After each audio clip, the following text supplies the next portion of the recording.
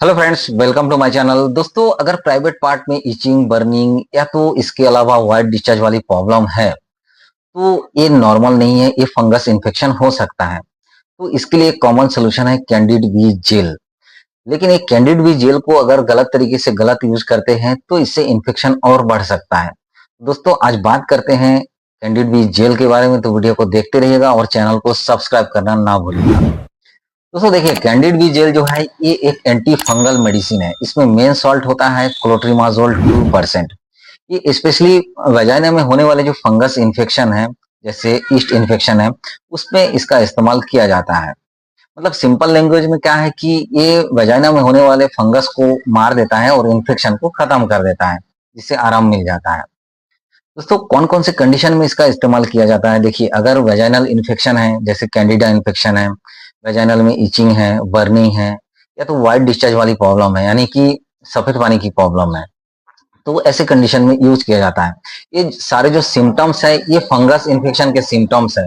और ये जेल क्या करता है, जेल सीधा जाके इन्फेक्टेड एरिया पे सीधा काम करता है, जिससे कि इन्फेक्शन कम हो जाता है। दोस्तों, ये जो दवाई है ये काम कैसे करता है? देखिए, जो फंगस इन्फेक्शन होता है तो फंगस के ऊपर एक प्रोटेक्टिव लेयर होता है।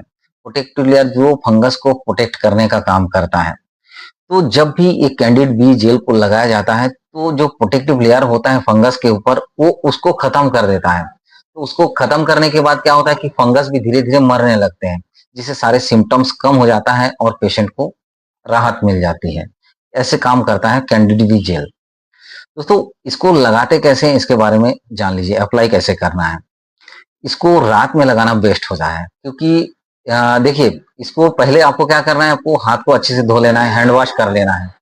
इसके बाद जो जेल है, जेल के अंदर एक एप्लीकेटर होता है, लगाने के लिए एप्लीकेटर होता है। तो जेल को एप्लीकेटर में अच्छे से लगाना है। उसके बाद आपको धीरे से वेजाइना के अंदर इसको लगा देना है। तो लगाने के बाद तुरंत आपको लेट जाना है। आपको चलना नहीं है, टहलना नहीं है, ये सारी चीजों को आपको अवॉइड करना है। तुरंत आपको लेट जाना है। लेकिन ध्यान रखिएगा, आपको कोर्स पूरा कंप्लीट करना रहता है। लेकिन देखिए, अगर 7 दिन का कोर्स है तो आपको कंप्लीट करना है, नहीं तो इन्फेक्शन दोबारा बढ़ सकता है। इसका ध्यान आपको देना है। दोस्तों, इसका डोज की बात करेंगे। देखिए, इसको सिंगल टाइम, एक ही टाइम पे, वो भी एक दिन में रात को दिया जाता है।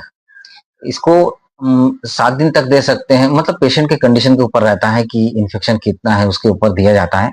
तो 3 से 7 दिन तक का डोज दिया जाता है इसमें। अगर इसमें साइड इफेक्ट्स की बात करेंगे तो देखिए, कभी-कभी क्या होता है कि बर्निंग होता है, इचिंग होता है, कभी रेडनेस हो जाता है, इरिटेशन होता है। तो ये सारे जो साइड इफेक्ट्स दिखाई देते हैं, लेकिन ये माइल्ड होता है। ये ऑटोमेटिकली ठीक हो जाता है, इसके लिए अलग से ट्रीटमेंट लेना नहीं पड़ता है।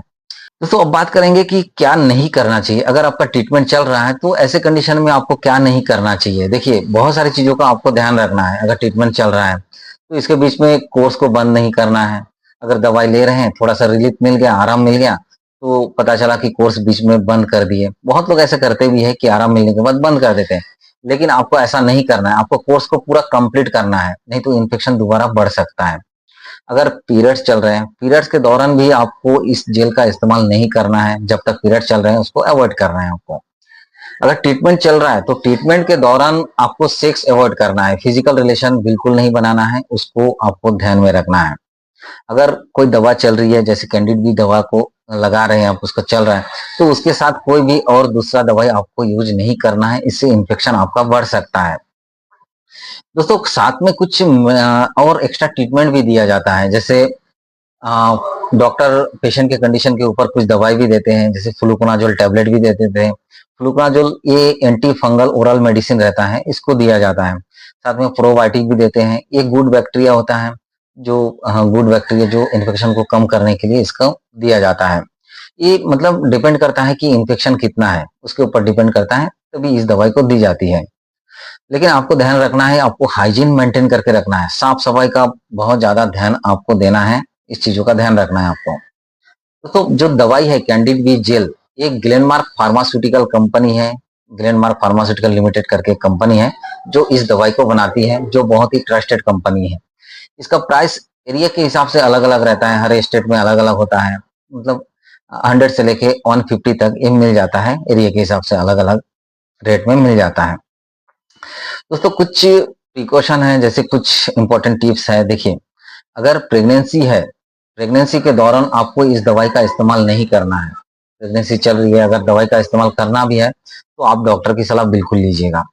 इसके अलावा अगर मान लीजिए आप दवा को लगा रहे हैं, दवा 7 दिन हो गया आपको काम नहीं हो रहा, रिलीफ नहीं मिल रहा है, तो आप फर्दर ट्रीटमेंट के लिए डॉक्टर के पास एक बार बिल्कुल जाइए। अगर एलर्जी है तो एलर्जी में भी इस दवाई को आप अवॉइड करिए, एलर्जी में भी इस दवाई का इस्तेमाल बिल्कुल मत करिए। ये सब चीज़ों को आपको ध्यान देना है, तभी जाके आपका इन्फेक्शन कम होगा। दोस्तों देखिए, प्राइवेट पार्ट में इन्फेक्शन जो है, इसको अगर इग्नोर नहीं करना है, मतलब आपको इग्नोर नहीं करना है। अगर इग्नोर करते हैं तो आगे चल के ये प्रॉब्लम और बढ़ सकती है। तो ये सब चीज़ें आपको ध्यान देना है। तो दोस्तों आपको समझ में आ गया होगा कि कैंडिड जेल क्या है, इसका इस्तेमाल कब किया जाता है। तो दोस्तों वीडियो समझ में आए, पसंद आए तो वीडियो को लाइक कीजिएगा, शेयर कीजिएगा, कमेंट्स कीजिएगा।